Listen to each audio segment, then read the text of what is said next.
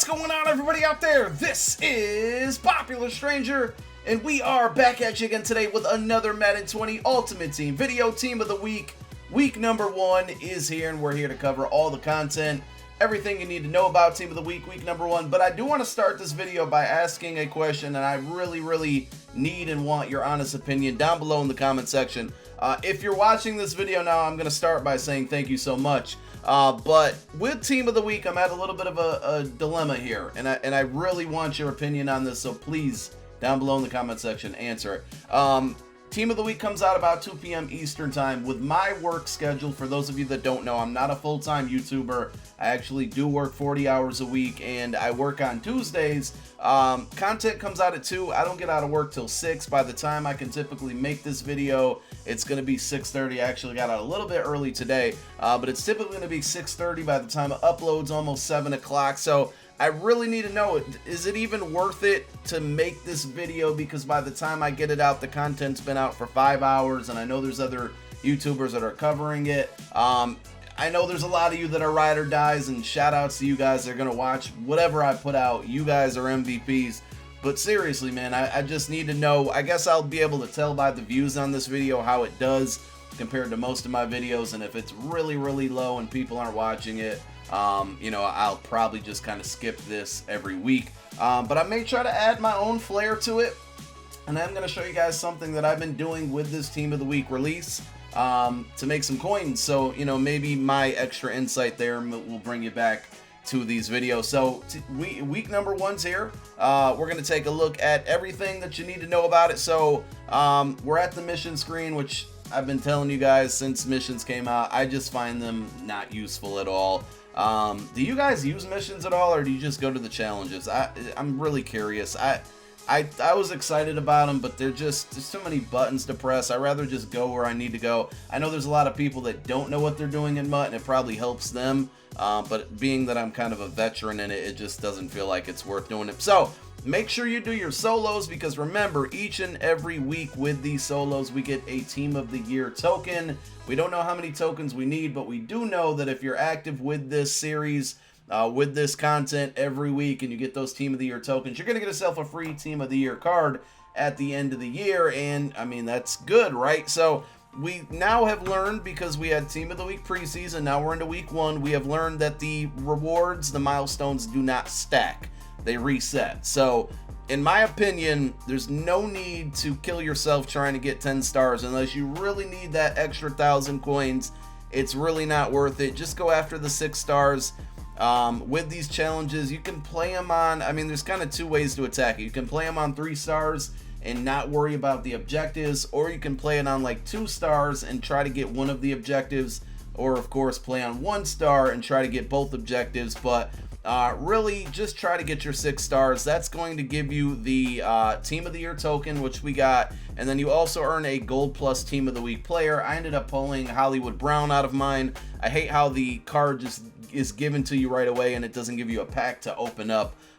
Really hurts content creators like myself. We can't actually show you a pack opening unless we're recording when it happens. So there are the solos. Don't forget to play them. They are up until next week around this time when the next content drops. You see we got some auctions selling. You see we're over 4 million coins. You see we're over 11,000 training. We bought up some more training this morning because prices were still a little bit low. So let's take a look at the store here. Of course, we have Team of the Week packs.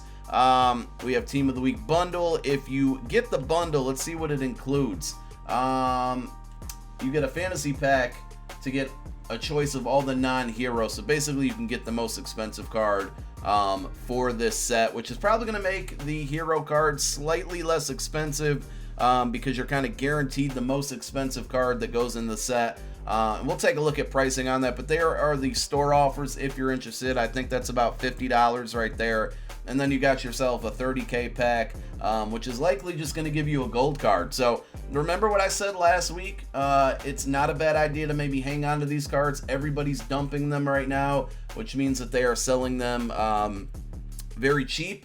And if you kind of give it some time, let the circus calm down, you might be able to get a little more value out of selling those than selling them right now, maybe a couple days later or even a week later. There also is a limited time Sammy Watkins We're going to take a look at that on the auction house along with all the other cards. But 91 overall, he was the fantasy performer of the week.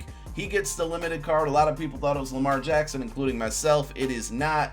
So there's Sammy Watkins. I'm curious to see how many cards are on the auction house. We're going to take a look at the 2 hero cards and the Sammy Watkins on the auction house. Let's go on over to the set and take a look. It should work the same way that it did for preseason. We got yourself some exchange sets, so you can take your lower overall cards, try to get a higher overall card. And you can take those, or say intermediate cards, and you can take those intermediate ones and try to get a 83 to a 85. So the rates on these are pretty much never good. If you had success with them, more power to you, but I just would not recommend those. You're probably better off selling everything that would go in these sets and then buying the item that you really want.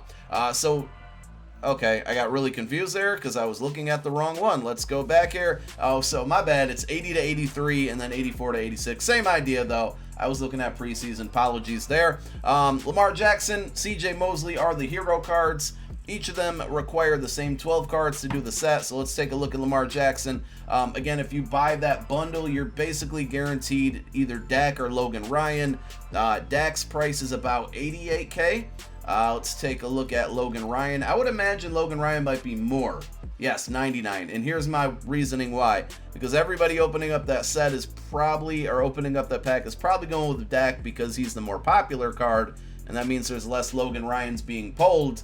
Therefore, that makes them a little more expensive. But you put all these cards into the set and you get yourself a Lamar Jackson, or you can do the other set, get yourself a CJ Mosley. One important thing for all of you guys who did Rookie Premier, Marquise Brown was one upgrade this week, and so was TJ Hawkinson. So we got ourselves a 79 Marquise Brown, an 81 overall TJ Hawkinson. If you did both of those Rookie Premiers, and it's funny because that tight end, TJ, he was probably the least desired of all 10 Rookie Premiers, and he's the third. Josh Jacobs got one, right?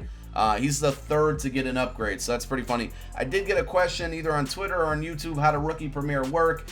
If you didn't do the Rookie Premiers last year, I'm sorry, it's too late. But basically, if you did the cards last year, they convert to this year, and every time they get an upgrade, you get an upgrade. So there is our TJ Hawkinson, our third tight end, up to an 81 overall. And then we also have our Marquise Brown, who's pretty much been my kick and punt returner. So that 91 speed will now help. Actually, his card, oh, that's his kick return stat. So I was gonna say, wow, that didn't upgrade, but it probably did. It's just his kick return 77. That's not his true overall, and there is his 91 speed. Okay, so let me show you guys the auction house and how I've been making coins. I can't guarantee that this has been working or will continue to work, but you guys know I'm busy on the auction house. I mean, look at all the bids that we have placed. You're gonna notice a very, very familiar name as you look through all of my completed auctions as we go down and look at Mr. Will Harris here. Yeah, he's just been very easy to buy and flip. So I'm buying him pretty much always under 10K and then selling him to make just like a 500 to 700 coin profit.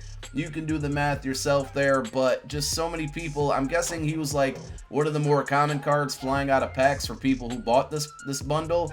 And so we were able to flip him a lot and make some coins off of it to the point where we're back over that. So it might not work now because a lot of people, well, some people are going to watch this video, and then also, you know, it's just the pack opening window for weekend league rewards and bundles is going to start closing because a lot of people buy that stuff right away. But just keep that type of thing in mind next week. I don't know who it'll be, what the overall will be, but kind of look for those cards. People are just generally going to list them a lot lower than normal. And you might be able to make some profit. So use that thought next week. You know, I'll cover it next week if I do this video next week. But let's go ahead and now take a look at the 3 cards. Just curious on their pricing really quick here to end out the video. So Mosley's about 330K. Lamar Jackson about 423K.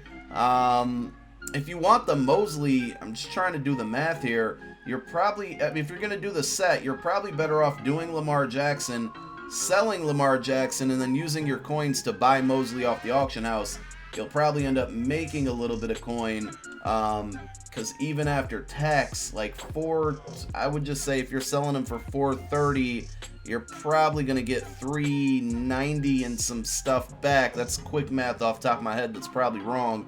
And then you could buy it for 330. That's a 60K difference. So that would, if you're going to complete a set, do Lamar Jackson, but you wanted Mosley, do Lamar Jackson set, sell him, buy Mosley with those coins, and you'll make a little bit extra. And then let's take a look at Sammy Watkins. Okay, are there none on the auction house at all?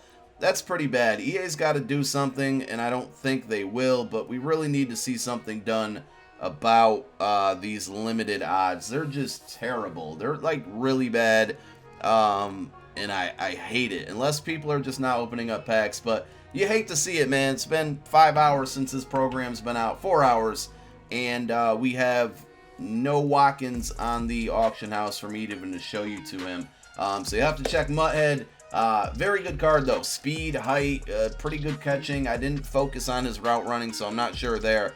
But very, very disappointing, man, that I can't even get one on the video. That's all I got for this video. Got any questions? Let me know. Ultimate Kickoff coming Thursday. We'll be back with videos tomorrow, but I'm off on Thursday, so we'll be here to cover all of the Ultimate Kickoff stuff that you need to know. And that's all I got. I'm out. Peace.